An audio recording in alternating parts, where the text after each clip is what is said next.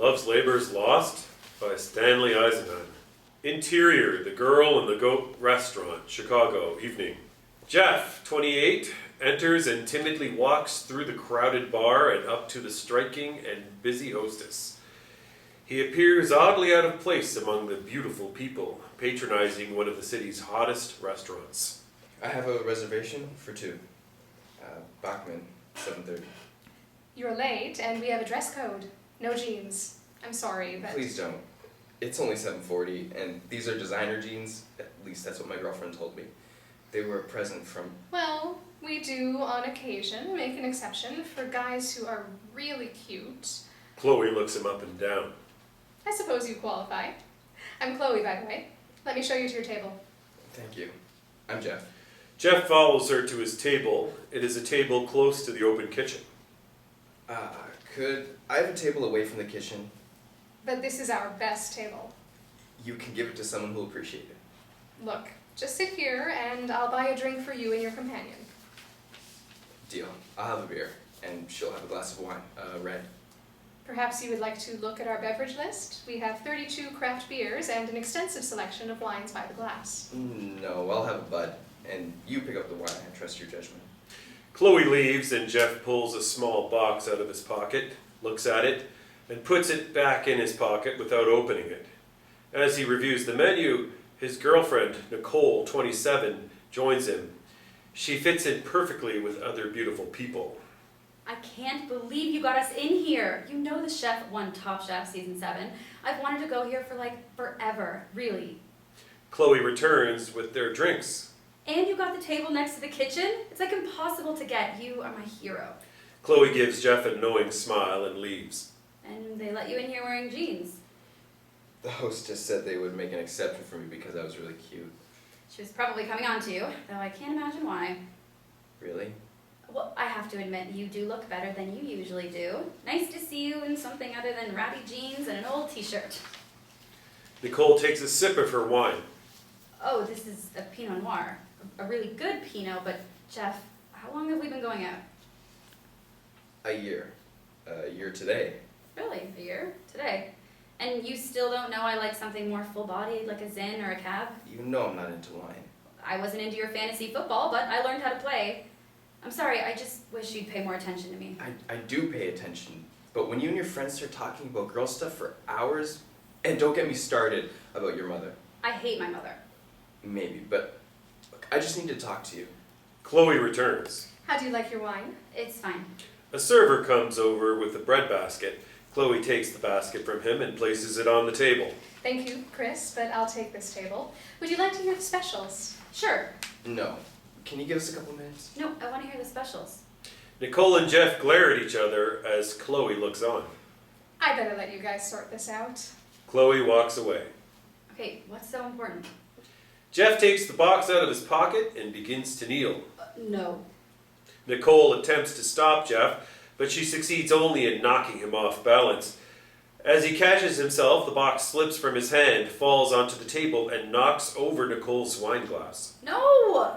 Nicole jumps to her feet, revealing a large stain on her dress. Instinctively, she takes her napkin and dips it into her water glass and begins dabbing her dress. I'm so sorry. Shut up. Nicole throws down the napkin. Just shut up. Chloe returns to the table. Can I help? Water. I need more water. Nicole picks up her napkin and runs away to the woman's washroom. Interior, inside the woman's washroom, evening.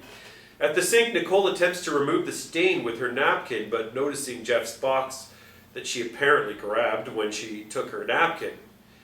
Her efforts are useless. Defeated, she lowers her head and spots the box. She picks it up and runs into a stall. Interior, inside the stall, evening. Seated on the toilet, Nicole opens the box. Inside is a diamond engagement ring. Nicole takes it out of the box and slips it on and then off her finger. As she is about to put it back in the box, there is a knock on the door of the stall. Nicole, are you in there? Startled by the knock, Nicole loses control of the box, which falls between her legs and into the toilet with a distinct plop. Jeff asked me to see if you were okay. Who the hell are you? I'm Chloe. You know, the hostess? Go away, please, go away. Nicole bends forward to see if she can see the box. Are you okay? Go away. What do you want me to tell Jeff? Nothing. Well, okay. You know, he is really cute. Take him, he's yours. Nicole waits to make sure Chloe has left. She bends over, peering into the toilet, trying to locate the box. She then takes her phone out of her purse and begins to dial. Interior, dining room of the restaurant, evening. Chloe walks up to Jeff's table. Is she okay? Is she mad at me? I'm not sure. What do you mean you're not sure? Did she say anything? Yes, What'd she say? I think she wants to be left alone for now. Hey, why don't you let me buy you another beer? Interior, inside the stall, evening. Nicole is on her cell phone while still seated on the toilet. Mom, I'm not sticking my hand in the toilet. That's why I hate you. You always take his side. I need you. You're my mother. You're always so logical. Now you're being too logical. I told you I'm not sticking my hand down there.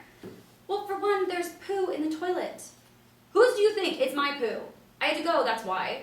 No, I couldn't hold it. I didn't think there was anything wrong with taking care of business while I was working all this out. You're no help. Interior, dining room of the restaurant, evening. Chloe is seated next to Jeff. Jeff is disconsolate. She doesn't want to marry me. Why else would she run off like that? You did spill wine on her. But she should be back by now. You do have a point. On the other hand, you two don't look like you have that much in common. From what I've seen, I don't think you guys are even on the same page. That's not true. Okay, name something you both have in common. We both like fantasy football. Well, I don't know if she really likes fantasy football, but she loves the Bears and she knows football. I love the Bears too. John Madden has been a great coach for them. That's Joe Madden, and he's the manager of the Cubs. Whatever. And I love her. But the real question is, does she love you? Interior, inside the stall, evening. Mom! Stop, Mom. I know he loves me. Remember when I had the flu, he made chicken soup for me? I know it wasn't as good as yours, but he came over and fed it to me when I could barely lift my head off the pillow. And then he kissed me, even though I must have looked like some type of ugly troll. Not gullible, Mom. He wasn't just trying to get in my pants. Well, maybe, but we were already doing that. How can you say that? I'm 27. Okay, if you're gonna be like that, we're done. Nicole ends her call and begins to cry. Voice from next stall. What a nice story. He sounds like a very nice boy. You know, they're very hard to find these days. Pardon me? I'm sorry, I couldn't avoid overhearing. I tried not to listen, but, well, anyway, he sounds very sweet. He is. But there's something I didn't tell my mother. After he fed me that soup and kissed me, we had a fight. Interior, dining room of the restaurant, evening. Chloe and Jeff are seated together at the table. She's holding his hand. I know she loves me. I've known it from the time I brought her soup when she laid up with the flu. I fed it to her in bed. Then we had sex. When she had the flu? Sounds disgusting. Well, after that, we had a fight over what to watch on TV. She was going to let me watch the Broncos on Sunday Night Football. Peyton Manning was the quarterback on my fantasy team, but I knew she really wanted to watch Downton Abbey, so I insisted on watching Downton Abbey. You two ever hear of a DVR? Watching football on a DVR is just not the same. So you watched football. No, we wound up watching Downton Abbey. I could never deny her anything. So she got her way. If you ever came over to my place and fed me soup and then made love to me, I'd let you watch football. I'd always let you have your way. With me, whenever you want. No, she was going to sacrifice her show for me. Only because she was probably weakened by the flu. But she didn't, did she? Look, I think you need to be very honest with yourself. She is a very attractive woman. I'd do her if I were, but I'm not. She doesn't love you. She walked away in the middle of your proposal. What woman does that? She had wine spilled on her. If she loved you, do you think a little wine would have stopped her from saying yes? Get real. Maybe you're right. Of course I'm right. But there's only one way to know for sure, isn't there? Interior, inside the stall, evening. Can you imagine? He wanted to watch the Broncos. The Broncos! He didn't even care about the game, just Peyton Manning. And I was willing to give up Downton Abbey for him. I must have been deranged. Or in love. Of course, in the end, we watched Downton Abbey. He was so sweet, and he cares for me so much. How could I not give in to him? But that's what you wanted all along. I suppose you're right. Still, that's when I decided to learn all about fantasy football for him. I even have my own team in his league. And I'm kicking his butt. He plays too much with his heart and not with his head. Well, maybe you should too. Nicole sits silently for a few seconds. Maybe I should. Nicole pushes back her sleeves and stands up. As she stands up and is about to turn back toward the toilet, the sound of the automatic flushing toilet is heard.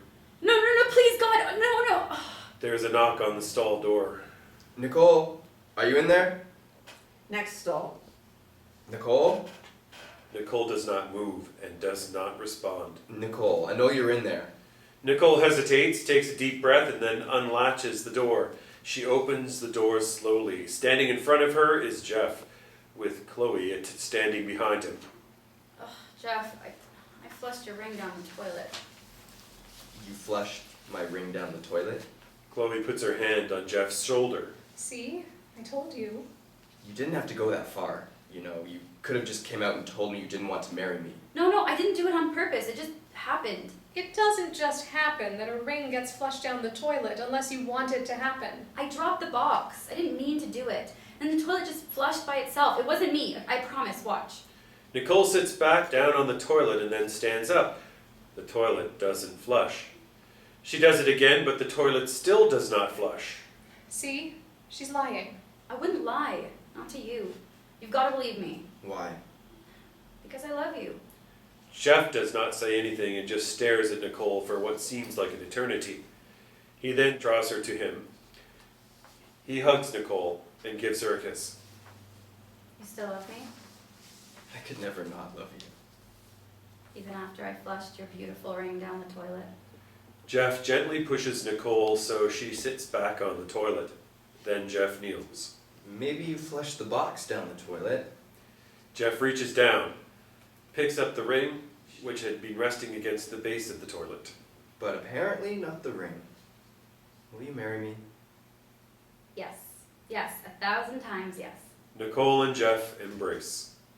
Congratulations. Well done. Now can you get him out of here already? Fade to black.